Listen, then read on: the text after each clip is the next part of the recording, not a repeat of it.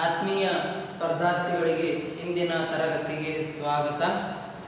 2 ದಿನ ನನ್ನ ತರಗತಿ ಸ್ವಲ್ಪ ನಡೆಸ್ಲಕ್ಕ ಆಗಲಿಲ್ಲ. ಕಾರಣ ನನಗೊಂದು ಸ್ವಲ್ಪ ಹುಷಾರ ಇರಲಿಲ್ಲ. ಮತ್ತೆ ಎಂದಿನಂತೆ ಇವತ್ತು ನಿಮ್ಗೆ ವಿಷಯವನ್ನು ತಗೊಂಡು ಬಂದಿದ್ದೀನಿ.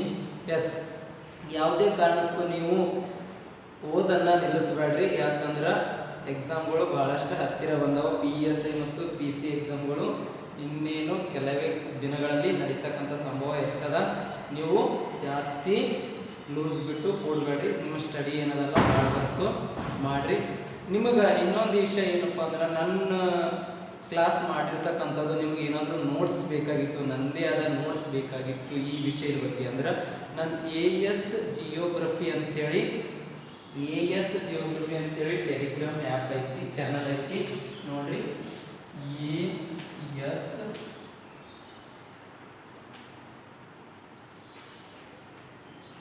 ಜಿಯೋಗ್ರಫಿ ಅಂತೇಳಿ. AS ಕ್ಯಾಪಿಟಲ್ ಇರಲಿ, ಒಂದು ಸ್ಪೇಸ್ ಬಿಟ್ಟು G ಕ್ಯಾಪಿಟಲ್ ಇಟ್ಟು ಜಿಯೋಗ್ರಫಿ ಅಂತ ಬರೀರಿ.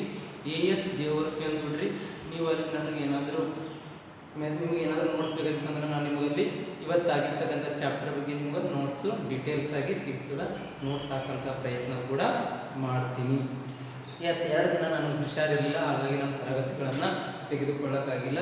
ಇವತ್ತು ನಿಮಗೆ ಪ್ರಮುಖವಾದ ಚಾಪ್ಟರ್ನೊಂದಿಗೆ ಬಂದೀನಿ, ರಾಷ್ಟ್ರೀಯ ಉದ್ಯಾನವನಗಳು ಅಂತೇಳಿ. ಕರ್ನಾಟಕದಿಂದನೇ ಹೋಗೋಣ. ಕರ್ನಾಟಕದ ರಾಷ್ಟ್ರೀಯ ಉದ್ಯಾನವನಗಳು ನೋಡಿಕೊಂಡು ಭಾರತದ ರಾಷ್ಟ್ರೀಯ ಉದ್ಯಾನವನಗಳ ಬಗ್ಗೆ ನಾವು ಅಧ್ಯಯನವನ್ನು ಮಾಡೋಣ. ಯಾವುದೇ ಕಾರಣಕ್ಕೂ ನೀವು ನಿಮ್ಮ ಸ್ಟಡಿಯನ್ನು ನಿಲ್ಲಿಸಬೇಡ್ರಿ.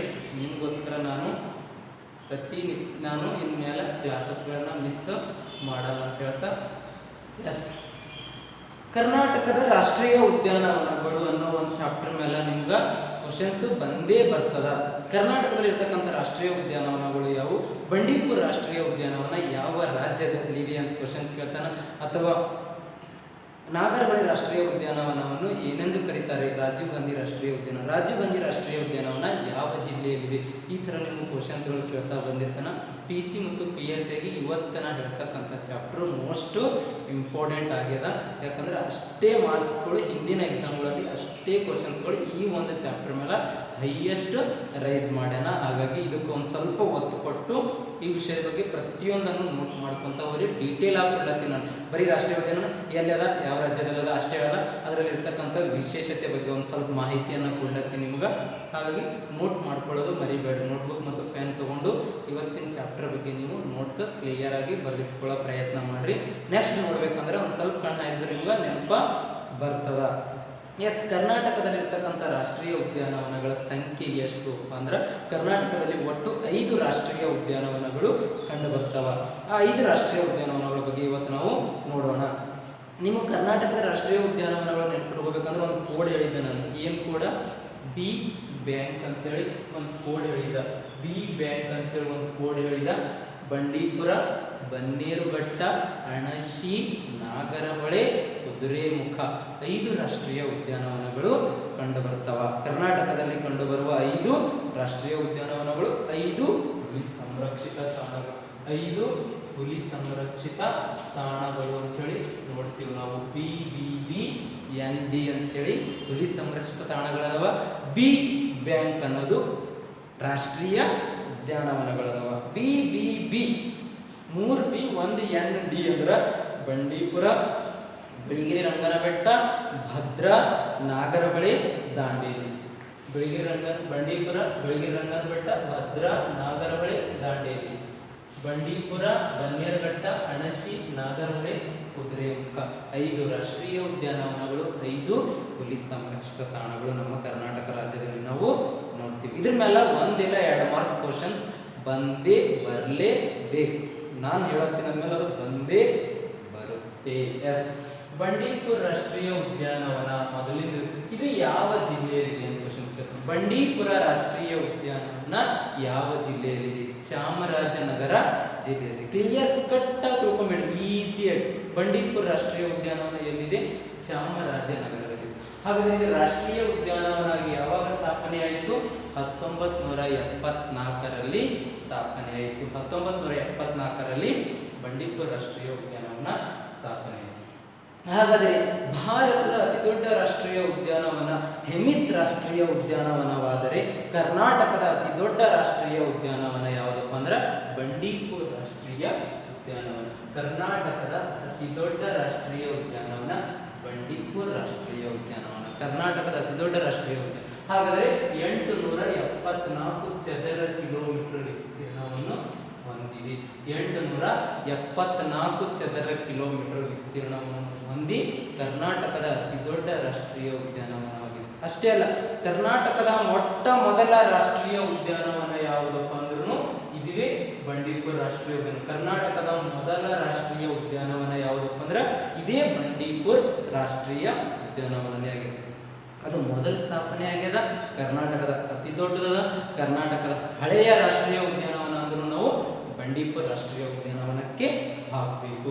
ನೆಕ್ಸ್ಟ್, ಕರ್ನಾಟಕದ ಮೊದಲ ಟೈಗರ್ ರಿಸರ್ವ್ ಯಾವುದು? 1974ರಲ್ಲಿ ಪ್ರಾಜೆಕ್ಟ್ ಟೈಗರ್ ಅಂತೇಳಿ ಜಾರಿಗೆ ಬಂತು. ಏಪ್ರಿಲ್ 1ಕ್ಕೆ ಇಂದಿರಾ ಗಾಂಧಿ ಅವರು ಜಾರಿಗೆ ತಂದರು. ಅದರಲ್ಲಿ ಭಾರತದ ಮೊಟ್ಟ ಮೊದಲ ಹುಲಿ ಸಂರಕ್ಷಿತ ತಾಣವಾಗಿ ಜಿಮ್ ಕಾರ್ಬೆಟ್ ಸೇರ್ಪಡೆಯಾಯಿತು.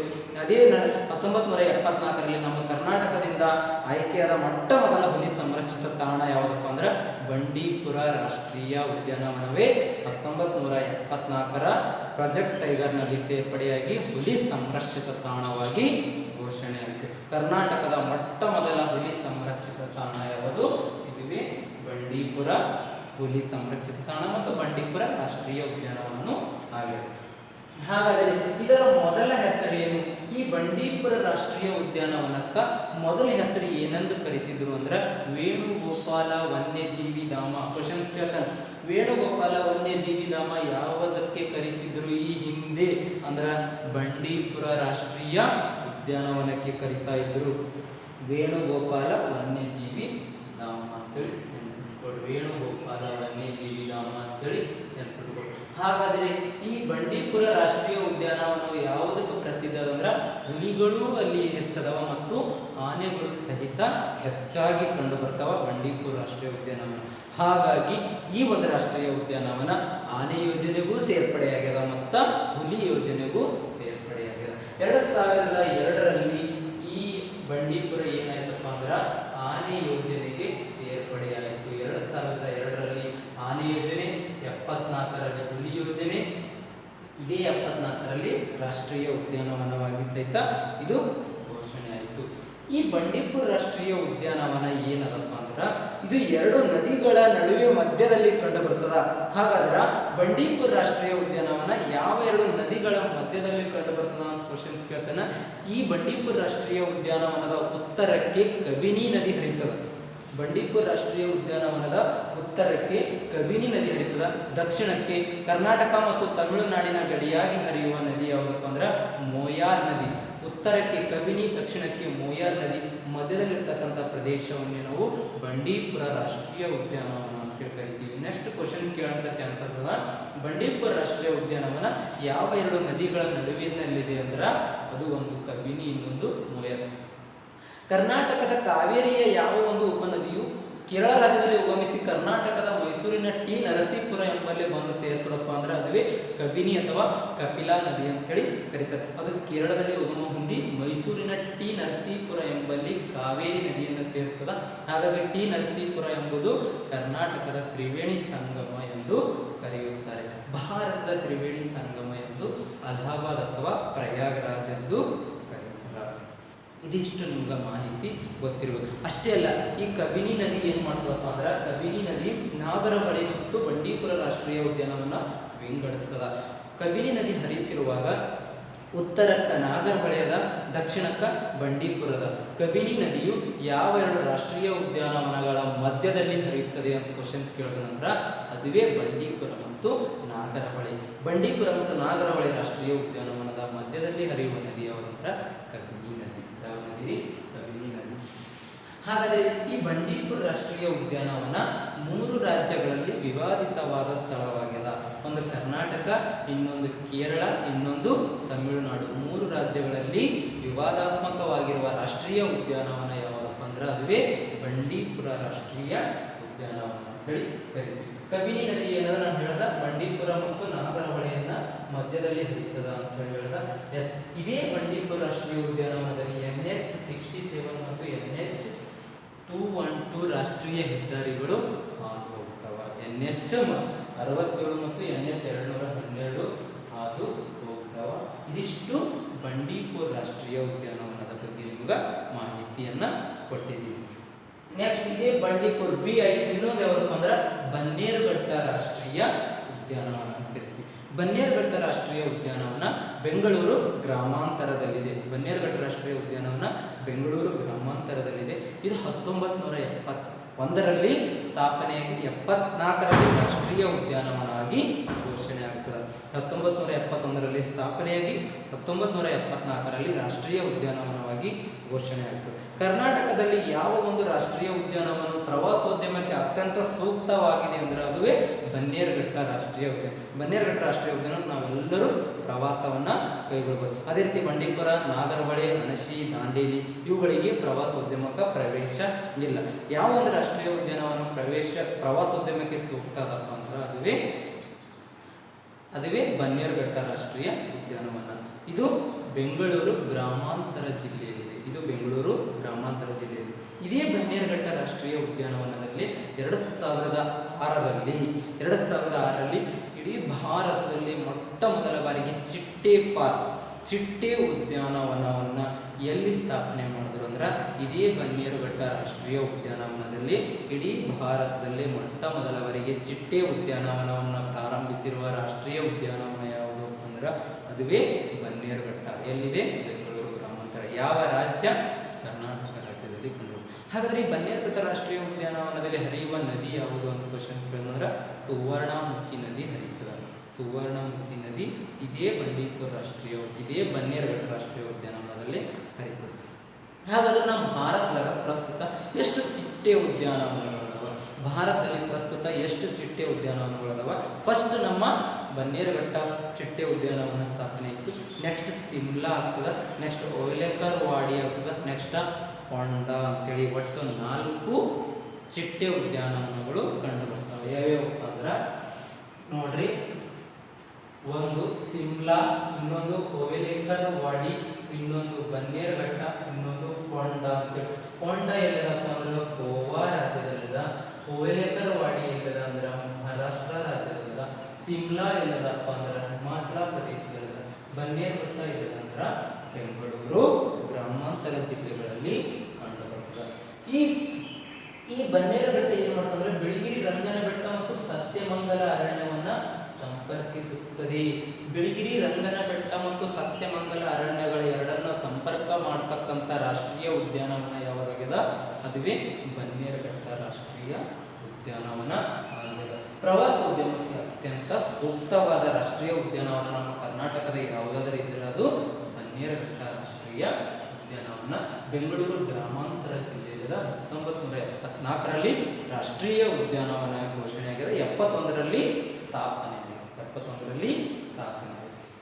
ನೆಕ್ಸ್ಟ್ ಮುಂದೋದಂದ್ರೆ ಅಣಸಿ ರಾಷ್ಟ್ರೀಯ ಉದ್ಯಾನ, BBA, ಅಣಸಿ ರಾಷ್ಟ್ರೀಯ ಉದ್ಯಾನವನ ಅಥವಾ ಅಂಶಿ ರಾಷ್ಟ್ರೀಯ ಉದ್ಯಾನವನ ಅಂತ ಕರಿತೀವಿ.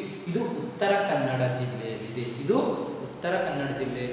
1987ರಲ್ಲಿ ಸ್ಥಾಪನೆಯಾಗಿದೆ. 1987ರಲ್ಲಿ ಸ್ಥಾಪನೆಯಾಗಿದೆ ಅಣಸಿ ರಾಷ್ಟ್ರೀಯ ಉದ್ಯಾನವನ. ಉತ್ತರ ಕನ್ನಡ ಜಿಲ್ಲೆಯಲ್ಲಿದೆ. ಇದೇ ಅಣಸಿ ರಾಷ್ಟ್ರೀಯ ಉದ್ಯಾನವನದಲ್ಲಿ ದಾಂಡೇಲಿ ಅಂತೇಳಿ ಒಂದು ಸ್ಥಳ ಅದ. ಆ ದಾಂಡೇಲಿ ಅನ್ನೋ ಸ್ಥಳ 2015ರಲ್ಲಿ ಹುಲಿ ಸಂರಕ್ಷಿತ ತಾಣವಾಗಿ ಸೇರ್ಪಡೆಯಾಗಿದೆ.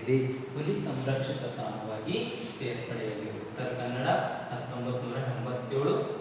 2015ರಲ್ಲಿ ಟೈಗರ್ ರಿಸರ್ವ್ಗೆ ಸೇರಿರ್ತಕ್ಕಂಥದ್ದು ಯಾವುದಪ್ಪ ಅಂದ್ರೆ ದಾಂಡೇಲಿ ಹುಲಿ ಸಂರಕ್ಷಿತ ತಾಣ ಅಂತ. ಹಾಗಾದ್ರೆ ಈ ಉತ್ತರ ಕನ್ನಡ ಅಣಸಿ ರಾಷ್ಟ್ರೀಯ ಉದ್ಯಾನವನ ಯಾವ ನದಿ ದಡದಲ್ಲಿದೆ ಅಂತ ಕೇಳಿದ್ರೆ ಕಾಳಿ ನದಿ ದಡದಲ್ಲಿದೆ. ಕಾಳಿ ನದಿ ಕರ್ನಾಟಕದ ಅತ್ಯಂತ ವೇಗವಾಗಿ ಹರಿಯುವ ನದಿ ಯಾವುದಂದ್ರೆ ಕಾಳಿ ನದಿ.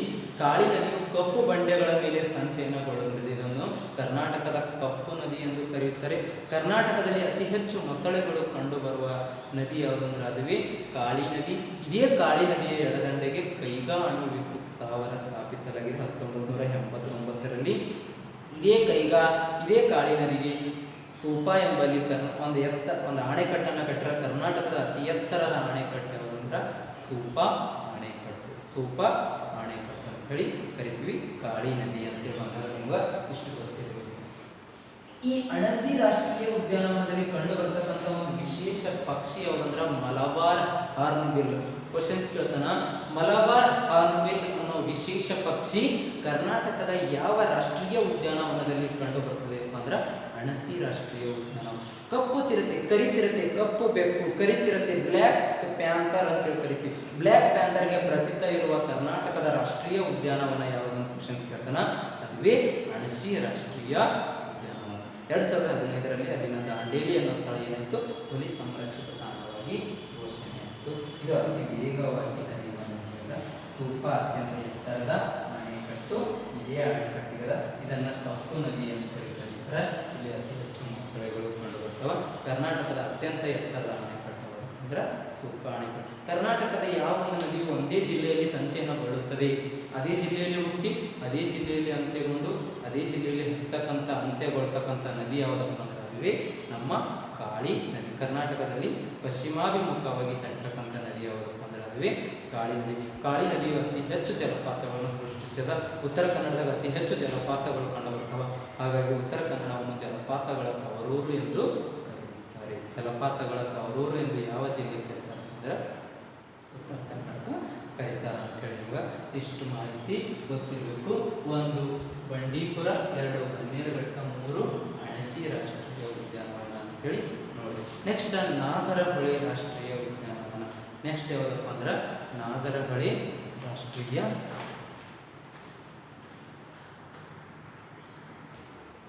ಬಂಡೀಪುರ, ಬನ್ನೇರುಘಟ್ಟ ಮತ್ತು ಅಣಸಿ ರಾಷ್ಟ್ರೀಯ ಉದ್ಯಾನವನಗಳನ್ನು ನೋಡಿದೇವಿ.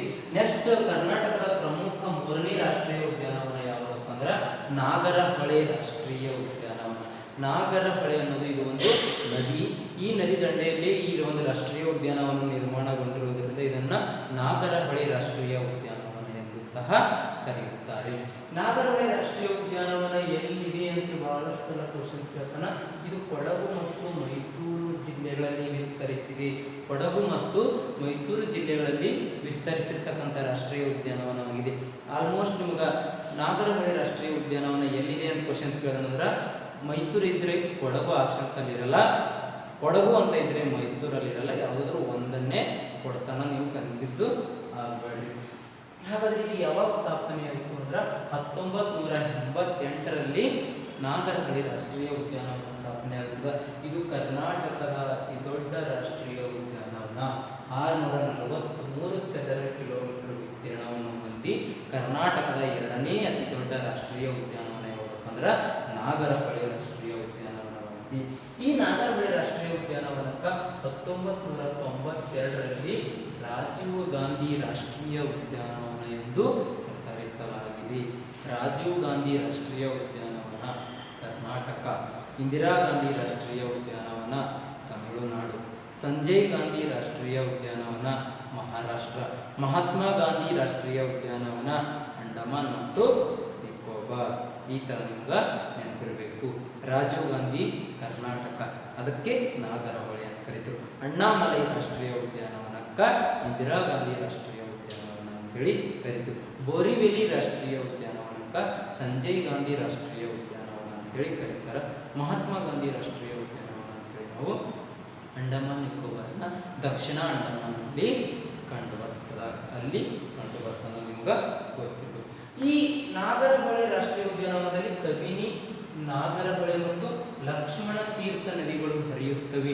ಈ ನಾಗರಹೊಳೆ ರಾಷ್ಟ್ರೀಯ ಉದ್ಯಾನವನ ಯಾವ ನದಿ ದಡದಲ್ಲದ ಅಂದ್ರೆ ನಾಗರಹೊಳೆ ಅನ್ನೋ ನದಿ ದಡದಲ್ಲದ.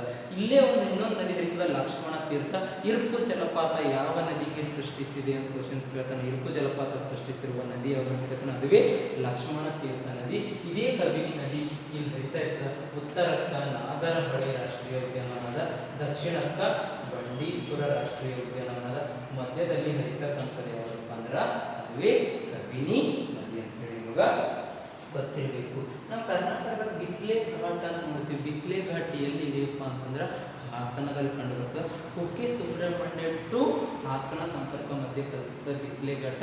ಅಲ್ಲಿ ಆನೆ ಕಾರಿಡಾರ್ ಯೋಜನೆಯನ್ನ ರೂಪಿಸಲಾಗುತ್ತದೆ. ಆನೆಗಳ ಹೆದ್ದಾರಿ, ಆನೆಗಳ ನಡಿತಕ್ಕಂಥ ಒಂದು ದಾರಿಯನ್ನು ನಾವು ಆನೆ ಕಾರಿಡಾರ್ ಅಂತ ಕರಿತೀವಿ. ಆನೆ ಕಾರಿಡಾರ್ ಎಲ್ಲಿ ಅಂದ್ರೆ ಹಾಸನ. ಬಿಸ್ಲೆ ಘಾಟ್ ಎಲ್ಲಿ ಕಂಡು ಅಂದ್ರೆ ಹಾಸನದಲ್ಲಿ ಕಂಡುಬರುತ್ತೆ. ಕುಕ್ಕೆ ಸುಬ್ರಹ್ಮಣ್ಯ ಟು ಹಾಸನವನ್ನು ಸಂಪರ್ಕವನ್ನು ಕಲ್ಪಿಸ್ತಕ್ಕಂಥದ್ದು ಆನೆ ಕಾರಿಡಾರ್ ಯೋಜನೆ ಅನ್ನೋದು ಗೊತ್ತಿದೆ. ಕರ್ನಾಟಕದಲ್ಲಿ ಅತಿ ಹೆಚ್ಚು ಆನೆಗಳು ಕಂಡುಬರ್ತಕ್ಕಂಥ ರಾಷ್ಟ್ರೀಯ ಉದ್ಯಾನವನ ಸಹಿತ ಇದು ನಾಗರಹೊಳೆ ರಾಷ್ಟ್ರೀಯ ಉದ್ಯಾನವನ ಆಗ್ಯದ. ನೆಕ್ಸ್ಟ್ ಬಂಡೀಪುರ ಆಯಿತು, ಬನ್ನೇರುಘಟ್ಟ ಆಯಿತು, ಅಣಶಿ ಆಯಿತು, ನಾಗರಹೊಳೆ ಆಯಿತು. ನೆಕ್ಸ್ಟ್ ಕುದುರೆಮುಖ ರಾಷ್ಟ್ರೀಯ ಉದ್ಯಾನವನ. ಕುದುರೆಮುಖ ರಾಷ್ಟ್ರೀಯ ಉದ್ಯಾನವನದಲ್ಲಿ ಇದು ಎಲ್ಲಿದಪ್ಪ ಅಂದರೆ ಚಿಕ್ಕಮಗಳೂರು ಜಿಲ್ಲೆಯಲ್ಲಿದೆ. ಕುದುರೆಮುಖ ರಾಷ್ಟ್ರೀಯ ಉದ್ಯಾನವನ ಚಿಕ್ಕಮಗಳೂರು ಜಿಲ್ಲೆಯಿದೆ. 1987ರಲ್ಲಿ ಸ್ಥಾಪನೆ. ನೋಡ್ರಿ ನೆನ್ಪಿಟ್ಕೊಡ್ರಿ, ಬಿ ಬ್ಯಾಂಕ್ ಅಂತ ನೆನ್ಪಿಟ್ಕೊಡ್ರಿ. 74, 87, 87, 88, 80. ಬಿ 74, ಬಿ 74, ಎ 87, ಎನ್ 88 ಮತ್ತೆ ಕೆ 90. 74, 87, 88, 87. ಇದು ಕೋಡ್ ನೆನ್ಪಿಟ್ಕೊಂಡ್ರೆ ಇಯರ್ಗಳು ಸಹಿತ ಹೀಗೆ ನೆನ್ಪಿಟ್ಕೊಳ್ಬೇಕು. 87ರಲ್ಲಿ ಸ್ಥಾಪನೆ ಆಯಿತು ಚಿಕ್ಕಮಗಳೂರು ಜಿಲ್ಲೆ. ಇದರ ಮೊದಲ ಹೆಸರು ಸಂಶಯ ಪರ್ವತ ಎಂದು ಕರೆಯುತ್ತಿದ್ದರು. ಕುದುರೆಮುಖದ ರಾಷ್ಟ್ರೀಯ ಉದ್ಯಾನವನದ ಹಳೆಯ ಹೆಸರು ಏನಾಗಿತ್ತಪ್ಪ ಅಂದ್ರೆ ಸಂಶಯ ಪರ್ವತ ಎಂದು ಕರೀತಾ ಇದ್ರು. ಇಲ್ಲಿ ಹರಿತಕ್ಕಂಥ ಪ್ರಮುಖ ನದಿಗಳು ಉಗಮವಾಗತಕ್ಕಂಥ ತುಂಗಾ, ಭದ್ರಾ ಮತ್ತು ನೇತ್ರಾವತಿ ನದಿಗಳು ಹರಿತವ. ತುಂಗಾ ಮತ್ತು ಭದ್ರಾ ಶಿವಮೊಗ್ಗದ ಕೂಡಲಿ ಎಂಬಲ್ಲಿ ಒಂದು ಗೂಡಿ ಮುಂದೆ ತುಂಗಾ ಭದ್ರಾ ಅಂತ ಹರಿತವ. ಇವೆರಡರ ಮೂಲ ಎಲ್ಲಿರಪ್ಪ ಅಂದ್ರೆ ಚಿಕ್ಕಮಗಳೂರು ಜಿಲ್ಲೆ. ತುಂಗಾ ಮತ್ತು ಭದ್ರಾ ಎಂಬ ಎರಡು ಜಲಮೂಲಗಳಿಂದ ಉಗಮ ಹೊಂದಿ ಶಿವಮೊಗ್ಗ ಜಿಲ್ಲೆಯಲ್ಲಿ ಒಂದು ಗೂಡಿ ಮುಂದೆ ಹರಿಯುವ ನದಿಯನ್ನು ತುಂಗಭದ್ರಾ ಎಂದು ಕರೆಯುತ್ತಾರೆ. ನೇತ್ರಾವತಿ ಚಿಕ್ಕಮಗಳೂರು ಜಿಲ್ಲೆಯಲ್ಲಿ ಹುಟ್ಟಿ ದಕ್ಷಿಣ ಕನ್ನಡದಲ್ಲಿ ಹರಿದು ನೆಕ್ಸ್ಟ್ ಅರಬ್ಬಿ ಸಮುದ್ರವನ್ನು ಸೇರ್ತಕ್ಕಂಥ ನದಿ. ಬಂಡಾಜ ಜಲಪಾತ ಯಾವ ನದಿಗೆ ನಿರ್ಮಿಸಿದಪ್ಪ ಅಂದರೆ ಇದುವೇ ನೇತ್ರಾವತಿ ನದಿಗೆ ನಿರ್ಮಿಸಿದೆ. ಪ್ರಸಿದ್ಧ ಕರ್ನಾಟಕದ ಸುಪ್ರಸಿದ್ಧ ದೇವಸ್ಥಾನವಾದ ಮಂಜುನಾಥ ದೇವಾಲಯ ಧರ್ಮಸ್ಥಳ ಯಾವ ನದಿ ದಡದಲ್ಲಪ್ಪ ಅಂದ್ರೆ ನೇತ್ರಾವತಿ ನದಿ ದಡದಲ್ಲಿ ಕಂಡುಬರುತ್ತದೆ. ಇಲ್ಲೊಂದು ಜಲಪಾತ ಕಂಡುಬರ್ತದೆ, ಹನುಮಾನ ಹುಂಡಿ ಫಾಲ್ಸ್. ಇದು ಯಾವುದೇ ನದಿಯಿಂದ ನಿರ್ಮಾಣ ಮಾಡಿಲ್ಲ. ಇದು ಮಳೆಗಾಲದಲ್ಲಿ ನೀರು ಅತಿ ಹೆಚ್ಚು ಮಳೆ ಬಂದಾಗ ಸೃಷ್ಟಿಸುವಂತಹ ಜಲಪಾತ. ಜಲಪಾತಗಳು ಎರಡು ರೀತಿಯಲ್ಲಿ ನೋಡ್ತೀವಿ ನಾವು. ಒಂದು ನದಿಯಿಂದ ನಿರ್ಮಾಣ ಆಗಿರ್ತದೆ, ಇನ್ನೊಂದು ಮಳೆಗಾಲದಲ್ಲಿ ಅಧಿಕ ಮಳೆಯಿಂದ ಧುಮುಕುತ್ತಿರ್ತಕ್ಕಂಥ ಜಲಪಾತ ಆಗಿರ್ತದೆ. ಹನುಮಾನ ಹುಂಡಿ ಫಾಲ್ಸ್ ಎಲ್ಲಿ ಕಂಡುಬರ್ತದೆ ಅಂದ್ರೆ ಕುದುರೆಮುಖ ರಾಷ್ಟ್ರೀಯ ಉದ್ಯಾನವನದಲ್ಲಿ ಕಂಡುಬರ್ತದೆ. ಈ ಕುದುರೆಮುಖ ರಾಷ್ಟ್ರೀಯ ಉದ್ಯಾನ ಯಾವಾಗ ಅದಿರಿಗೆ ಪ್ರಸಿದ್ಧ ಆಗಿರುತ್ತೆ ಅಂದ್ರೆ ಕಬ್ಬಿಣದ ಅದಿರಿಗೆ ಪ್ರಸಿದ್ಧವಾದ ರಾಷ್ಟ್ರೀಯ ಉದ್ಯಾನ. ಕುದುರೆಮುಖದಲ್ಲಿ ಏನು ಸಿಗ್ತದಪ್ಪ ಅಂದ್ರೆ ಕಬ್ಬಿಣದ ಅದಿರು ಹೆಚ್ಚಾಗಿ ಸಿಗ್ತದೆ. ಅದನ್ನು ಪತ್ತೆ ಹಚ್ಚಿದವ ಯಾರಪ್ಪ ಅಂದ್ರೆ ಸಂಪತ್ ಅಯ್ಯಂಗಾರ್ ಅಂತ ಹೇಳಿ ಕರಿತೀವಿ. ಸಂಪತ್ ಅಯ್ಯಂಗಾರ ನಾವು ಕುದುರೆಮುಖದಲ್ಲಿ ಕಬ್ಬಿಣದ ಅದಿರಿನ ನಿಕ್ಷೇಪಗಳನ್ನು ಪತ್ತೆ ಹಚ್ಚಿದ. ಇದೇ ಕುದುರೆಮುಖ ರಾಷ್ಟ್ರೀಯ ಉದ್ಯಾನವನದಲ್ಲಿ ದಕ್ಷಿಣ ಭಾರತದಲ್ಲಿ ಒಂದು ವಿಶಿಷ್ಟವಾದ ಅರಣ್ಯವನ್ನು ಕಂಡು ಬರ್ತಾ ಅಂತ ಹೇಳಿ ಶೋಲಾ ಅರಣ್ಯ. ತಮಿಳುನಾಡಿನಲ್ಲಿ ಅದನ್ನು ಸ್ಥಳೀಯವಾಗಿ ಶೋಲಾ ಅಂತ ಕರೀತಾರೆ ಅಂತ ಹೇಳೋದು. ಶೋಲಾ ಅರಣ್ಯ ಕರ್ನಾಟಕದ ಯಾವ ಒಂದು ರಾಷ್ಟ್ರೀಯ ಉದ್ಯಾನವನದಲ್ಲಿ ಕಂಡು ಬರ್ತದೆ ಅಂದ್ರೆ ಅದುವೇ ಕುದುರೆಮುಖ ರಾಷ್ಟ್ರೀಯ ಉದ್ಯಾನವನದಲ್ಲಿ ಕಂಡು ಬರ್ತದೆ ಮಾಹಿತಿ. ಇಲ್ಲಿ ಸಿಂಹ ಬಾಲ ಮಕ ಅಥವಾ ಕೋತಿಗಳು ಅಂತ ಕರೀತಾರೆ. ಸಿಂಹದ ಥರ ಬಾಲವನ್ನು ಉಳ್ಳಂಥ ಕೋತಿಗಳು ಅಥವಾ ಮಂಗಗಳು ಅಂತ ಕರೀತಾವ. ಅದು ಅತಿ ಹೆಚ್ಚಾಗಿ ಕಂಡು ಬರ್ತಕ್ಕಂಥ ರಾಷ್ಟ್ರೀಯ ಉದ್ಯಾನವನ ಯಾವುದಾಗಿದೆ ಅಂದರೆ ಅದುವೇ ನಮ್ಮ ಕುದುರೆಮುಖ ರಾಷ್ಟ್ರೀಯ ಉದ್ಯಾನವನ ಅಂತಾಗಿದೆ. 5 ರಾಷ್ಟ್ರೀಯ ಉದ್ಯಾನವನಗಳು, 5 ಹುಲಿ ಸಂರಕ್ಷಿತ ತಾಣಗಳು ನಮ್ಮ ಕರ್ನಾಟಕ ರಾಜ್ಯದಲ್ಲಿ ಕಂಡು ಬರ್ತವ. ಎಸ್, ಕರ್ನಾಟಕ ರಾಜ್ಯದಲ್ಲಿ ಕಂಡು ಬರ್ತಕ್ಕಂಥ 5 ಹುಲಿ ಸಂರಕ್ಷಿತ ತಾಣಗಳು, 5 ರಾಷ್ಟ್ರೀಯ ಉದ್ಯಾನವನಗಳ ಬಗ್ಗೆ ನಿಮ್ಗೆ ಸಂಪೂರ್ಣವಾದ ಮಾಹಿತಿಯನ್ನ ಕೊಟ್ಟಿದ್ದೀವಿ. ನೆಕ್ಸ್ಟ್ ಒಂದು ಚಾಪ್ಟರ್ ಬರ್ತದ, ಭಾರತದಲ್ಲಿ ಪ್ರಮುಖ ಜೈವಿಕ ಸಂರಕ್ಷಿತ ತಾಣಗಳು ಎಷ್ಟು ಅಂತ ಕ್ವಶನ್ಸ್ ಕೇಳ್ತಾನ. ಅತಿ ಹೆಚ್ಚು ಕ್ವಶನ್ಸ್ ಅನ್ನ ಕೇಳ್ತಾ ಇರ್ತಾನೆ, ಇತ್ತೀಚೆಗೆ ಕೇಳತಂತ ಬಹಳಷ್ಟು. ಭಾರತದ ಎಷ್ಟು ಜೈವಿಕ ಸಂರಕ್ಷಿತ ತಾಣಗಳವ ಅಂತೇಳಿ ಕ್ವಶನ್ಸ್ ಅನ್ನ ಕೇಳ್ತಾನ. ಏನಪ್ಪ ಜೈವಿಕ ಸಂರಕ್ಷಿತ ತಾಣಗಳು ಅಂತಂದ್ರೆ ನಿಮ್ಗೆ ಗೊತ್ತಿರಬೇಕು, ಅವು ಯಾವ್ಯಾವ ಅನ್ನೋದ್ರ ಬಗ್ಗೆ ನಿಮ್ಗೆ ಮಾಹಿತಿ ಇರಬೇಕು.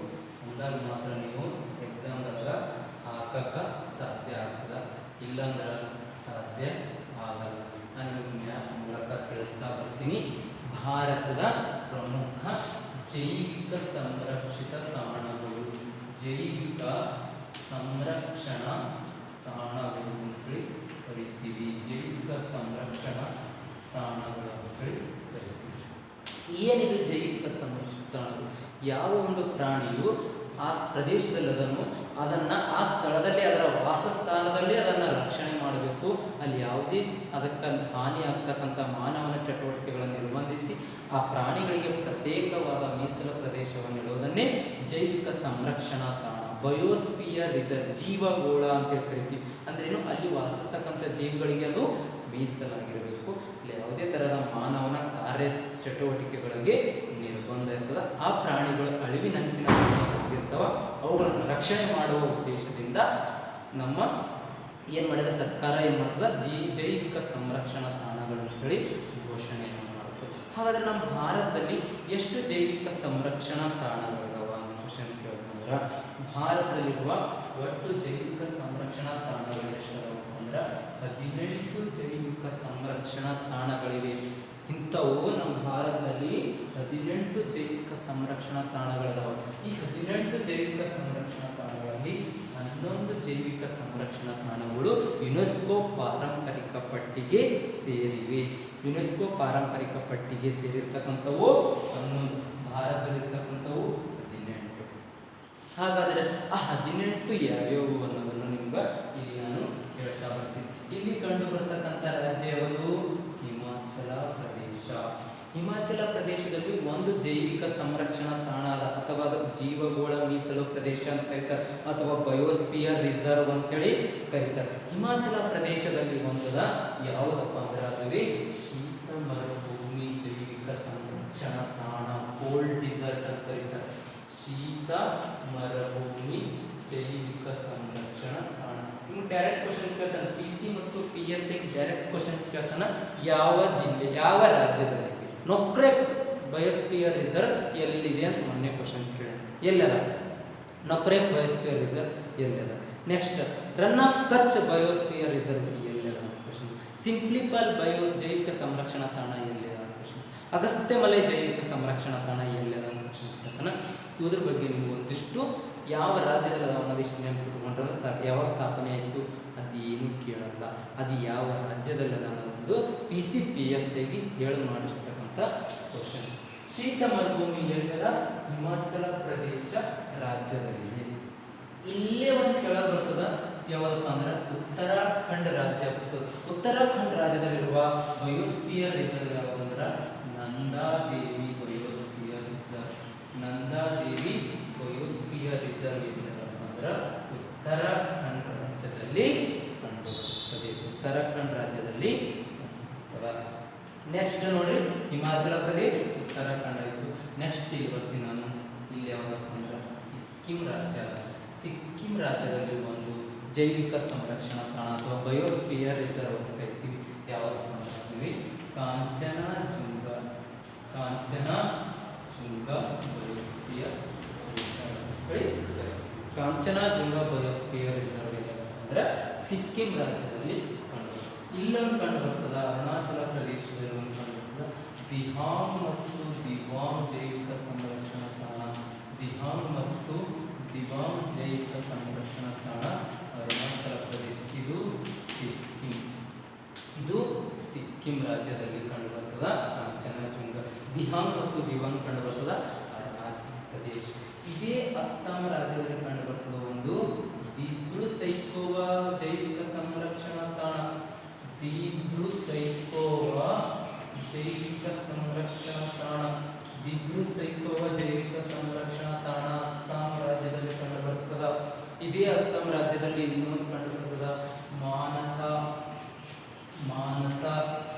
ಜೈವಿಕ ಸಂರಕ್ಷಣಾ ತಾಣ. ಮಾನಸ ಜೈವಿಕ ಸಂರಕ್ಷಣಾ ತಾಣ ಮತ್ತು ದಿಬ್ರು-ಸೈಖೋವಾ ಜೈವಿಕ ಸಂರಕ್ಷಣಾ ತಾಣ ಕಂಡು ಬರ್ತಕ್ಕಂಥ ರಾಜ್ಯ ಯಾವುದಪ್ಪ ಅಂದ್ರೆ ಅದುವೇ ಅಸ್ಸಾಂ ರಾಜ್ಯ. ಅಸ್ಸಾಂ ರಾಜ್ಯ. ಇದೇ ಅಸ್ಸಾಂ ರಾಜ್ಯದ ಕೆಳಗಡೆ ಇನ್ನೊಂದು ರಾಜ್ಯ ಬರ್ತದ, ಮೇಘಾಲಯ ರಾಜ್ಯ. ಮೇಘಾಲಯ ರಾಜ್ಯದಲ್ಲಿ ಒಂದು ಕಂಡು ಬರ್ತದ ನೊಕ್ರೆಕ್. ಇದೇ ಮೊನ್ನೆ PSIಗೆ ಕೇಳಿದಾನ, PCಗೆ ಕೇಳಿದಾನೆ. ನೊಕ್ರೆಕ್ ಬಯೋಸ್ಫಿಯರ್ ರಿಸರ್ವ್, ನೊಕ್ರೆಕ್ ಜೀವಗೋಳ ಮೀಸಲು ಪ್ರದೇಶ ಯಾವ ರಾಜ್ಯದಲ್ಲಿದೆ? ಮೇಘಾಲಯ. ಮೇಘಾಲಯ ರಾಜ್ಯದಲ್ಲಿ. ನೆಕ್ಸ್ಟ್ ಪಶ್ಚಿಮ ಬಂಗಾಳದಲ್ಲಿ ಇಲ್ಲೇ ಒಂದು, ಮೇಘಾಲಯದಲ್ಲಿ ಇಲ್ಲೇ ಒಂದು ಪಶ್ಚಿಮ ಬಂಗಾಳ ಅಂತ ಒಂದು ರಾಜ್ಯ. ಪಶ್ಚಿಮ ಬಂಗಾಳ ರಾಜ್ಯದಲ್ಲಿ ಕಂಡು ಬರ್ತಕ್ಕಂಥದ್ದು ಬರುತ್ತೆ. ಯಾವುದಪ್ಪ ಜೈವಿಕ ಸಂರಕ್ಷಣಾ ತಾಣ ಅಂದ್ರೆ ಸುಂದರ್ಬನ್. ಸುಂದರ್ಬನ್ ಜೈವಿಕ ಸಂರಕ್ಷಣಾ ತಾಣ ಪಶ್ಚಿಮ ಬಂಗಾಳ ರಾಜ್ಯದಲ್ಲಿ ಕಂಡುಬರ್ತದ. ಇದಿವೆ ಸುಂದರ್ಬನ್ ಪಶ್ಚಿಮ ಬಂಗಾಳ ಜೈವಿಕ ಸಂರಕ್ಷಣಾ. ಪಶ್ಚಿಮ ಬಂಗಾಳದಲ್ಲಿ ಎಷ್ಟು ಬರ್ತದೆ? ಒಡಿಸ್ಸಾ ರಾಜ್ಯ. ಒಡಿಸ್ಸಾ ರಾಜ್ಯದಲ್ಲಿ ಕಂಡುಬರ್ತದ ಸಿಂಪ್ಲಿಪಾಲ್ ಜೈವಿಕ ಸಂರಕ್ಷಣಾ ತಾಣ. ಸಿಂಪ್ಲಿಪಾಲ್ ಜೈವಿಕ ಸಂರಕ್ಷಣಾ ತಾಣ ಅಂತ ಕರಿತೀವಿ. ಸಿಂಪ್ಲಿಪಾಲ್ ಜೈವಿಕ ಸಂರಕ್ಷಣಾ ತಾಣ ಅಂತ ಹೇಳಿ ಕರಿತೀವಿ. ನೆಕ್ಸ್ಟ್ ಆಂಧ್ರ ಪ್ರದೇಶ ರಾಜ್ಯದಲ್ಲಿ ಕಂಡುಬರ್ತದ ಶೇಷಾಚಲಂ. ಶೇಷಾಚಲಂ ಜೈವಿಕ ಸಂರಕ್ಷಣಾ ತಾಣ. ಶೇಷಾಚಲಂ ಜೈವಿಕ ಸಂರಕ್ಷಣಾ ತಾಣ ಆಂಧ್ರ ಪ್ರದೇಶ ರಾಜ್ಯದಲ್ಲಿ ಸಹಿತ ಒಂದು ಕಂಡು ಬರ್ತದೆ.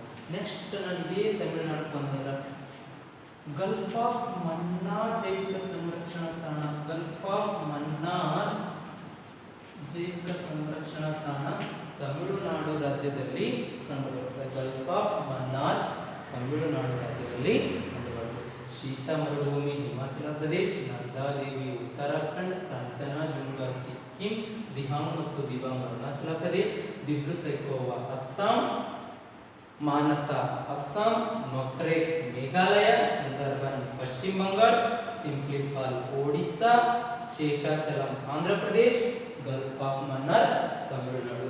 ಇದೇ ಕೇರಳ ರಾಜ್ಯದಲ್ಲಿ ಕಂಡುಬರ್ತದ ಅಗಸ್ತ್ಯ ಮಲೈ. ಅಗಸ್ತ್ಯ ಮಲೈ ಅಂತ ಹೇಳಿ ಅಗಸ್ತ್ಯ ಮಲೈ. ಅಗಸ್ತ್ಯ ಮಲೈ ಭಾರತದಲ್ಲಿ ಮೊಟ್ಟ ಮೊದಲ ಬಾರಿಗೆ ಮಳೆ ಪಡೆಯುವ ಪರ್ವತ ಯಾವುದಪ್ಪ ಅಂದ್ರೆ ಅಗಸ್ತ್ಯ ಮಲೈ ಪರ್ವತ. ಅಗಸ್ತ್ಯ ಮಲೈ ಬೆಟ್ಟಗಳು ಯಾವ ರಾಜ್ಯದಲ್ಲಿ ಕಂಡುಬರ್ತಾವ? ಕೇರಳ ರಾಜ್ಯದಲ್ಲಿ ಕಂಡುಬರ್ತಾವ. ಇದೇ ಅಗಸ್ತ್ಯ ಮಲೈ ಏನಪ್ಪ ಅಂದ್ರೆ ಕೇರಳ ರಾಜ್ಯದಲ್ಲಿ ಒಂದು ಜೈವಿಕ ಸಂರಕ್ಷಣಾ ತಾಣ. ನೆಕ್ಸ್ಟ್ ಇಲ್ಲೊಂದು ಬರ್ತದ, ಇಲ್ಲಿ ಯಾವ್ದಪ್ಪ ಅಂದ್ರೆ ನೀಲಗಿರಿ ಜೈವಿಕ ಸಂರಕ್ಷಣಾ ತಾಣ. ನೀಲಗಿರಿ ಜೈವಿಕ ಸಂರಕ್ಷಣಾ ತಾಣ ಕರ್ನಾಟಕ, ಕೇರಳ, ತಮಿಳು. ಮೊನ್ನೆ PSI ಮತ್ತು PC ಕ್ವಶನ್ಸ್ಗಳನ್ನ ನೀಲಗಿರಿ ಬಯೋಸ್ಫಿಯರ್ ರಿಸರ್ವ್ ಎಷ್ಟು ರಾಜ್ಯಗಳಿದೆ? ಇದೇ ಆಪ್ಷನ್ಸ್ ಇಂಡಿಯೇಟ್ ಅಂತ ಕರ್ನಾಟಕ KETN ಅಂತ ಕರ್ನಾಟಕ, ಕೇರಳ, ತಮಿಳುನಾಡು ರಾಜ್ಯಗಳಲ್ಲಿ 3 ರಾಜ್ಯಗಳಲ್ಲಿ ವಿಸ್ತರಿಸಿರುವ ಜೈವಿಕ ಸಂರಕ್ಷಣಾ ತಾಣ ಯಾವುದು ಅಂದ್ರೆ ನೀಲಗಿರಿ ಅಂತ ಹೇಳಿ. ನೆಕ್ಸ್ಟ್ ಏನು ಬರ್ತೀನಿ ನಾನು, ಕಚ್ ಜೈವಿಕ ಸಂರಕ್ಷಣಾ ತಾಣ. ಕಚ್ ಜೈವಿಕ ಸಂರಕ್ಷಣಾ ತಾಣ ಅಂತೇಳಿ ಕರಿತೀವಿ. ನೆಕ್ಸ್ಟ್ ನಾನು ಮಧ್ಯಪ್ರದೇಶ ರಾಜ್ಯದಲ್ಲಿ 3 ಹಾಕ್ತೀನಿ ನಾನು. 1 2 3. ಮಧ್ಯಪ್ರದೇಶ ರಾಜ್ಯದಲ್ಲಿ 3 ಜೈವಿಕ ಸಂರಕ್ಷಣಾ ತಾಣಗಳಿವೆ. 1 ಪಚ್ಮರಿ, 1 ಪಚ್ಮರಿ ಅಂತ ಕರಿತೀವಿ ಪಚ್ಮರಿ. 2 ಅಮರಕಂಟಕ, 2 ಅಮರಕಂಟಕ. 3 ಪನ್ನ, 3 ಪನ್ನ. ಮಧ್ಯಪ್ರದೇಶ ರಾಜ್ಯದಲ್ಲಿ ಒಟ್ಟು 3 ಜೈವಿಕ ಸಂರಕ್ಷಣಾ ತಾಣಗಳು ಕಂಡುಬರ್ತವೆ. 1 ಪನ್ನ, ಪಚ್ಮರಿ, ಇನ್ನೊಂದು ಅಮರಕಂಟಕ. ಇಲ್ಲೊಂದು ಕಂಡುಬರ್ತದೆ ಅಂಡಮಾನ್ ಮತ್ತು ನಿಕೋಬಾರ್ನಲ್ಲಿ ಗ್ರೇಟ್ ನಿಕೋಬಾರ್ ಜೈವಿಕ ಸಂರಕ್ಷಣಾ ತಾಣ. ಗ್ರೇಟ್ ನಿಕೋಬಾರ್ ಜೈವಿಕ ಸಂರಕ್ಷಣಾ ತಾಣ ಅಂತೇಳಿ ಕರಿತೀವಿ. 1 2 3 4 5 6 7 8 9 10 11 12 13 14 15 16 17 ಇದು ಒಂದು 18 ಜೈವಿಕ ಸಂರಕ್ಷಣಾ ತಾಣಗಳು ನಮ್ಮ ಭಾರತದಲ್ಲಿ ಕಂಡು ಬರ್ತವೆ. ಇದರಲ್ಲಿ 11 ಜೈವಿಕ ಸಂರಕ್ಷಣಾ ತಾಣಗಳು ಏನಾಗಿವೆ ಅಂದ್ರೆ ಯುನೆಸ್ಕೋ ಪಾರಂಪರಿಕ ಪಟ್ಟಿಗೆ ಸೇರವ. ಆ ಯುನೆಸ್ಕೋ ಪಾರಂಪರಿಕ ಪಟ್ಟಿಗೆ ಸೇರಿರೋ ಯಾವ ಅನ್ನೋದು ತಿಳ್ಕೊಳ್ಳೋದಕ್ಕಿಂತ ಮುಂಚೆ ಈ 18 ಜೈವಿಕ ಸಂರಕ್ಷಣಾ ತಾಣಗಳಲ್ಲಿ ಅತಿ ದೊಡ್ಡ ಜೈವಿಕ ಸಂರಕ್ಷಣಾ ತಾಣ ಯಾವುದು ಅಂದ್ರೆ ಕಚ್ ಜೈವಿಕ ಸಂರಕ್ಷಣಾ ತಾಣ. 18 ಜೈವಿಕ ಸಂರಕ್ಷಣಾ ತಾಣಗಳಲ್ಲಿ ಭಾರತದ ಅತಿ ದೊಡ್ಡ ಬಯೋಸ್ಫಿಯರ್ ರಿಸರ್ವ್ ಯಾವುದು ಅಂದ್ರೆ ಕಚ್. ಅತಿ ದೊಡ್ಡದು ಯಾವುದು? ಕಚ್. ಭಾರತದ ಅತಿ ಚಿಕ್ಕ ಬಯೋಸ್ಫಿಯರ್ ರಿಸರ್ವ್ ಯಾವುದ್ರ? ಪನ್ನ. ಭಾರತದ ಅತಿ ಚಿಕ್ಕ ಬಯೋಸ್ಫಿಯರ್ ರಿಸರ್ವ್ ಯಾವುದ್ರ? ಪನ್ನ. ಭಾರತದ ಅತಿ ಚಿಕ್ಕ ಬಯೋಸ್ಫಿಯರ್ ರಿಸರ್ವ್ ಪನ್ನ. ಅತಿ ದೊಡ್ಡದು ಕಚ್. ಯಾವ ಒಂದು ಜೀವ ಮೀಸಲು ಪ್ರದೇಶ 3 ರಾಜ್ಯಗಳಲ್ಲಿ ವಿಸ್ತರಿಸಿದೆ ಅಂತ ಕ್ವಶನ್ ಕೇಳ್ತಾನೆ. ಯಾವ ಒಂದು ಜೀವಗೋಳ ಮೀಸಲು ಪ್ರದೇಶ 3 ರಾಜ್ಯಗಳಲ್ಲಿ ವಿಸ್ತರಿಸಿದೆ ಅಂದ್ರೆ ನೀಲಗಿರಿ ಜೈವಿಕ ಸಂರಕ್ಷಣಾ ತಾಣ. ನೀಲಗಿರಿ ಜೈವಿಕ ಸಂರಕ್ಷಣಾ ತಾಣ 3 ರಾಜ್ಯಗಳಲ್ಲಿ ವಿಸ್ತರಿಸಿದೆ. ಜೈವಿಕ ಸಂರಕ್ಷಣಾ ತಾಣ ಅಂದ್ರೆ ಅಲ್ಲಿರ್ತಕ್ಕಂಥ ಪ್ರಾಣಿಗಳನ್ನ ರಕ್ಷಣೆ ಮಾಡಬೇಕು, ಅವುಗಳ ಅಳಿವಿನಂಚಿನದತ್ತ ಹೋಗಬಾರ್ದು, ಅವುಗಳ ರಕ್ಷಣೆ ಮಾಡಿ ಆ ಪ್ರದೇಶವನ್ನು ಆ ಪ್ರಾಣಿಗಳಿಗೆ ಮೀಸಲಿಟ್ಟಿರಬೇಕು. ಅಂಥವನ್ನ ಜೀವಗೋಳ ಮೀಸಲು ಪ್ರದೇಶ, ಜೈವಿಕ ಸಂರಕ್ಷಣಾ ತಾಣ, ಬಯೋಸ್ಫಿಯರ್ ರಿಸರ್ವ್ ಅಂತೇಳಿ ಕರೀತಾರ. ಭಾರತದ ಮೊಟ್ಟ ಮೊದಲ ಜೈವಿಕ ಸಂರಕ್ಷಣಾ ತಾಣ ಯಾವುದು? ಭಾರತದ ಮೊಟ್ಟ ಮೊದಲ ಜೈವಿಕ ಸಂರಕ್ಷಣಾ ತಾಣ ಯಾವುದು ಅಂದ್ರೆ ನೀಲಗಿರಿ ಜೈವಿಕ ಸಂರಕ್ಷಣಾ ತಾಣ. 1981ರಲ್ಲಿ ಸ್ಥಾಪನೆ. 1981ರಲ್ಲಿ ಸ್ಥಾಪನೆಯಾಗಿ ಭಾರತದ ಮೊಟ್ಟ ಮೊದಲ ಜೈವಿಕ ಸಂರಕ್ಷಣಾ ತಾಣ ಯಾವುದು ಅಂದ್ರೆ ಅದುವೇ ನೀಲಗಿರಿ ಜೈವಿಕ ಸಂರಕ್ಷಣಾ ತಾಣ. ಯಾವ ಒಂದು ರಾಜ್ಯ 3 ಜೈವಿಕ ಸಂರಕ್ಷಣಾ ತಾಣಗಳನ್ನು ಹೊಂದಿದೆ? ಯಾವ ಒಂದು ರಾಜ್ಯ 3 ಜೈವಿಕ ಸಂರಕ್ಷಣಾ ತಾಣಗಳು ಹೊಂದಿವೆ ಅಂದ್ರೆ ಅದು ಮಧ್ಯಪ್ರದೇಶ ರಾಜ್ಯ. ಅದು ಮಧ್ಯಪ್ರದೇಶ ರಾಜ್ಯ ಏನು ಮಾಡಿದ 3 ಜೈವಿಕ ಸಂರಕ್ಷಣಾ ತಾಣಗಳನ್ನು ಹೊಂದಿದ. 1 ಪನ್ನಾ, 2 ಅಮರಕಂಟಕ, 3 ಪಚ್ಮರಿ ಅಂತೇಳಿ ನಾವು ಕರಿತೀವಿ. ಇಷ್ಟು ಭಾರತದ ಜೈವಿಕ ಸಂರಕ್ಷಣಾ ತಾಣಗಳು. ಇದರಲ್ಲಿ 11 ಜೈವಿಕ ಸಂರಕ್ಷಣಾ ತಾಣಗಳು ಯುನೆಸ್ಕೋ ಪಾರಂಪರಿಕ ಪಟ್ಟಿಗೆ ಸೇರಿವೆ ಅಂತೇಳಿ. ಹಾಗಾದ್ರೆ ಯುನೆಸ್ಕೋ ಪಾರಂಪರಿಕ ಪಟ್ಟಿಗೆ ಸೇರಿರ್ತಕ್ಕಂಥವು ಯಾವ್ಯಾವು ಅಂತೇಳಿ ಕ್ವಶನ್ಸ್ ಬಂತಂದ್ರೆ ಯುನೆಸ್ಕೋ ಪಾರಂಪರಿಕ ಪಟ್ಟಿಗೆ ಸೇರಿರುವ ಯಾವ್ಯಾವು ಅಂತ ಕ್ವಶನ್ಸ್ ಬಂತಂದ್ರೆ ಓಕೆ, ಯುನೆಸ್ಕೋ ಪಾರಂಪರಿಕ ಪಟ್ಟಿಗೆ ಸೇರುವ ಬಯೋಸ್ಫಿಯರ್ ರಿಸರ್ವ್ಗಳ ಸಂಖ್ಯೆ ಎಷ್ಟು ಅಂದ್ರೆ 11 ಅಂತ ಹೇಳಿ ನಾನು ನಿಮ್ಗೆ ಹೇಳ್ದ. ಆ 11ಗಳು ಯಾವುವು ಅನ್ನೋದನ್ನ ಮ್ಯಾಪಲ್ಲಿ ಬಹಳಷ್ಟು ಬರ್ತಿದ್ದ ಸಲುವಾಗಿ ಇನ್ನೊಂದ್ಸಲ ಮ್ಯಾಪ್ ಹಾಕಿ ಮತ್ತೆ ನಿಮ್ಗೆ ಮಾರ್ಕ್ ಮಾಡಿದ್ದೀನಿ. ಈಗೇನು ನೀವು ಮಾರ್ಕ್ ಮಾಡ್ಕೊಂಡ್ರಲ್ಲ ಅದ್ರ ಮುಂದೆ ಯು ಅಂತ ಬರ್ಕೊಳ್ಳಿ. ಯು ಅಂತ ಬರ್ಕೊಂಡು ಯುನೆಸ್ಕೋ ಅಂತೇಳಿ ನಿಮ್ಗೆ ಗೊತ್ತಾಗುತ್ತೆ. 18 ಜೈವಿಕ ಸಂರಕ್ಷಣಾ ತಾಣಗಳಲ್ಲಿ ಯುನೆಸ್ಕೋ ಪಾರಂಪರಿಕ ಪಟ್ಟಿಗೆ ಸೇರಿರ್ತಕ್ಕಂಥವು ಯಾವ್ಯಾವಪ್ಪ ಅಂದ್ರೆ 1 ನಂದಾದೇವಿ ಜೈವಿಕ ಸಂರಕ್ಷಣಾ ತಾಣ, ಉತ್ತರಾಖಂಡ್ ರಾಜ್ಯ. 2 ಕಾಂಚನಜುಂಗ, ಸಿಕ್ಕಿಂ ರಾಜ್ಯದಲ್ಲಿ ಕಂಡುಬರ್ತದ ನೋಡಿ ನಂದಾದೇವಿ ಕಾಂಚನಜುಂಗ. 3 ನೊಕ್ರೆಕ್, ಮೇಘಾಲಯದಲ್ಲಿ ಕಂಡುಬರ್ತದೆ, ಇದು ಯುನೆಸ್ಕೋ ಸೇರಿದ. ಸುಂದರ್ಬನ್ ಬರ್ತದ, ಇದು ಪಶ್ಚಿಮ ಬಂಗಾಳದಾಗ, ಇದು ಯುನೆಸ್ಕೋ ಪಾರಂಪರಿಕ ಪಟ್ಟಿಗೆ ಸೇರಿದ. ಸಿಂಪ್ಲಿ ಪಾಲ್ ಅಂತ ಬರ್ತದ, ಒಡಿಸ್ಸಾ ರಾಜ್ಯದಲ್ಲಿ ಕಂಡುಬರ್ತದ, ಇದು ಸಹಿತ ಯುನೆಸ್ಕೋ ಪಾರಂಪರಿಕ ಪಟ್ಟಿಗೆ ಸೇರಿದ. ಮನ್ನಾರ್ ಅಂತ ಬರ್ತದ, ತಮಿಳುನಾಡು ರಾಜ್ಯದ ಬರ್ತದ, ಇದು ಸಹಿತ ಯುನೆಸ್ಕೋ ಪಾರಂಪರಿಕ ಪಟ್ಟಿಗೆ ಸೇರಿರ್ತಕ್ಕಂಥದ್ದು ವಿಶೇಷವಾಗಿದೆ. ಅಗಸ್ತ್ಯ ಮಲೈ ಅಂತ ಬರ್ತದ, ಕೇರಳ ರಾಜ್ಯದಲ್ಲಿ ಕಂಡುಬರ್ತದ, ಇದು ಸಹಿತ ಯುನೆಸ್ಕೋ ಪಾರಂಪರಿಕ ಪಟ್ಟಿಗೆ ಸೇರಿದ. ನೀಲಗಿರಿ ಬಯೋಸ್ಫಿಯರ್ ರಿಸರ್ವ್ ಅಂತ ಬರ್ತದ, ಕರ್ನಾಟಕ, ಕೇರಳ, ತಮಿಳುನಾಡು ರಾಜ್ಯಗಳಲ್ಲಿ ಕಂಡುಬರ್ತಕ್ಕಂಥದ್ದು, ಇದು ಸಹಿತ ಯುನೆಸ್ಕೋ ಪಾರಂಪರಿಕ ಪಟ್ಟಿಗೆ ಸೇರಿದ. ಮಧ್ಯಪ್ರದೇಶದಲ್ಲಿ ಪಚಮರಿ ಮತ್ತು ಅಮರಕಂಟಕ ಅನ್ನೋ ಸಹಿತ ಯುನೆಸ್ಕೋ ಪಾರಂಪರಿಕ ಪಟ್ಟಿಗೆ ಸೇರುವ. ಗ್ರೇಟ್ ನಿಕೋಬಾರ್, ಅಂಡಮಾನ್ ನಿಕೋಬಾರ್ನಲ್ಲಿ ಕಂಡುಬರ್ತಕ್ಕಂಥ ಏಕೈಕ ಬಯೋಸ್ಫಿಯರ್ ರಿಸರ್ವ್ ಯಾವ ಅಂದ್ರೆ ಗ್ರೇಟ್ ನಿಕೋಬಾರ್, ಇದು ಸಹಿತ ಅಂಡಮಾನ್ ನಿಕೋಬಾರ್ನಲ್ಲಿ ಸೇರಿರ್ತಕ್ಕಂಥ ಗ್ರೇಟ್ ನಿಕೋಬಾರ್ ಸಹಿತ ಇದು ಸಹಿತ ಯುನೆಸ್ಕೋ ಪಾರಂಪರಿಕ ಪಟ್ಟಿಗೆ ಸೇರಿರ್ತಕ್ಕಂಥ ಬಯೋಸ್ಫಿಯರ್ ರಿಸರ್ವ್ ಆಗಿದೆ. 11 ಜೈವಿಕ ಸಂರಕ್ಷಣಾ ತಾಣಗಳು ಯುನೆಸ್ಕೋ ಪಾರಂಪರಿಕ ಪಟ್ಟಿಗೆ ಸೇರಿ. 11ನೇದು ಯಾವುದು ಅಂದ್ರೆ ಕಾಂಚನಜುಂಗ. 11ನೇ ಬಯೋಸ್ಫಿಯರ್ ರಿಸರ್ವ್ ಯಾವುದಪ್ಪ ಇತ್ತೀಚೆಗೆ ಸೇರಿರೋದಂದ್ರೆ ಕಾಂಚನಜುಂಗ ಅಂತೇಳಿ ನೆನಪಿಟ್ಕೊಳ್ರಿ. ಕಾಂಚನಜುಂಗ ಅಂತೇಳಿ ಇದಿಷ್ಟು ನಿಮ್ಗೆ ಭಾರತದ ಜೈವಿಕ ಸಂರಕ್ಷಣಾ ತಾಣಗಳು ಅಂತೇಳಿ ಕರೀತಾರೆ. ನೆಕ್ಸ್ಟ್ ಚಾಪ್ಟರ್ ತೊಗೊಂಡ್ಬರ್ತೀನಿ ನಾನು, ಭಾರತದ ನದಿಗಳು. ಮೋಸ್ಟ್ ಇಂಪಾರ್ಟೆಂಟ್ ಆಗಿರ್ತದೆ ಆ ಚಾಪ್ಟರ್, ಯಾರು ಮಿಸ್ ಮಾಡ್ಕೋಬೇಡ್ರಿ. ಪ್ರತಿನಿತ್ಯ 8 ಗಂಟೆಗೆ ನನ್ನ ವಿಡಿಯೋಗಳು ನಿಮ್ಗೆ ಅಪ್ಲೋಡ್ ಮಾಡಿ ಸಿಗ್ತಾವ. ಪ್ರತಿನಿತ್ಯ ನೋಡ್ರಿ. ಭಾರತದ ನದಿಗಳ ಬಗ್ಗೆ ನಿಮಗೆ ಸಂಪೂರ್ಣವಾದ ಒಂದೊಂದು ನದಿ ಇಟ್ಕೊಂಡು ಒಂದೊಂದು ವಿಷಯದ ಬಗ್ಗೆ ಒಂದೊಂದು 30-40 ನಿಮಿಷದಲ್ಲಿ ಒಂದೊಂದು ನದಿಗಳ ಬಗ್ಗೆ ಮಾತಾಡ್ತೀನಿ. ಎಕ್ಸಾಮ್ ಏನು ಬೇಕು ಅಷ್ಟನ್ನು ನಿಮಗೆ ಸಂಪೂರ್ಣವಾದ ಮಾಹಿತಿಯನ್ನು ನೀಡಿರ್ತೀನಿ. ನದಿಗಳು ಹೇಳಿದ್ಮೇಲೆ ಯಾವುದೇ ರೀತಿಯಿಂದ ಮಾರ್ಕ್ಸ್ ನದಿಗಳ ಮೇಲೆ ನಿಮ್ಗೆ ಮಿಸ್ ಆಗಬಾರ್ದು.